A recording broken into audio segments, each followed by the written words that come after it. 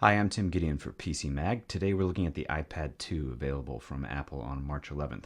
It comes with a charger and a sync cable, no earbuds, which is a little silly since it has a headphone jack and starts at $4.99.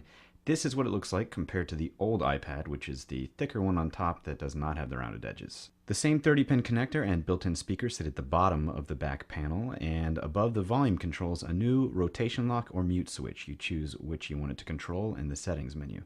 Below the sleep-wake button, the new rear-facing camera, and next to it, the black rubber compartment that houses the 3G components on the Wi-Fi plus 3G models for Verizon and AT&T. And next to that, the headphone jack. The 1024 by 768 pixel 9.7-inch screen remains unchanged. Below it, we have the home button, and up top, we have the new front-facing camera lens. The smart cover, which replaces the old iPad case, which was kind of bulky, is a great new accessory. It protects the screen, attaching magnetically to the left panel, and puts the device to sleep when it's closed. Opening it up wakes up the iPad 2, and the smart covers come in polyurethane or leather, starting at $39. The smart cover also doubles as a stand for your iPad. Also $39 is the Apple Digital AV adapter, which allows for HDMI output via the iPad's 30-pin connector. You connect it to an HDMI port on your TV, and all of a sudden you see a mirror image of what's on your iPad, whether you're watching a movie, playing a video game, whatever. You'll see everything in 1080p except video, which will be in 720p, and it probably won't fill up your television screen. It'll default to a size that looks best.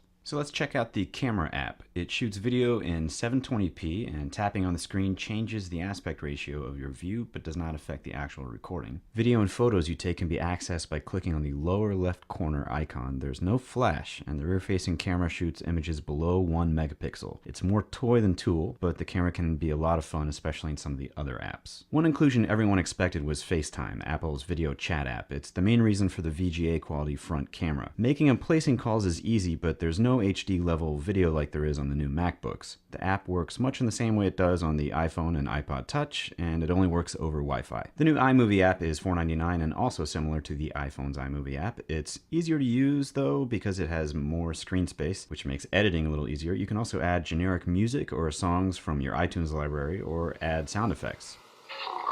There's a variety of ways to share your final project, including posting it on YouTube or Facebook. And another camera app on the iPad 2 is Photo Booth. It's good, goofy fun, and some of the effects show off the faster graphics processing of the new A5 chip inside the iPad. GarageBand for the iPad is $4.99, and it's probably the best app I've seen from Apple. For songwriters, it's a memo pad for jotting down musical ideas on the go. If you're not a musician, you can still fool around with the various smart instruments that are preloaded, and you can sound like one. I promise, it's not hard. When you're finished mixing, you can export your new masterpiece via email or put it into your iTunes library on the iPad. Of course, the iPad still has iBooks, an internal iPod for your music and videos, and now it has the 3-axis gyroscope so you can play games that detect side-to-side and up and down movements like Jenga. The Apple App Store is loaded with iPad apps and growing. It's really in a league of its own when we're talking about app marketplaces for mobile devices. The Safari browser app has gotten a bit speedier with iOS 4.3, and some sites now come in full or mobile options when you load them, like ESPN. Video on many sites like ESPN, Vimeo, and CNN will play, so even though there's no Flash support, which is still a big knock, Apple is finding ways to make that less of an issue. The Wi-Fi only model costs $4.99 for 16 gigs, $5.99 for 32 gigs, and $6.99 for 64 gigabytes.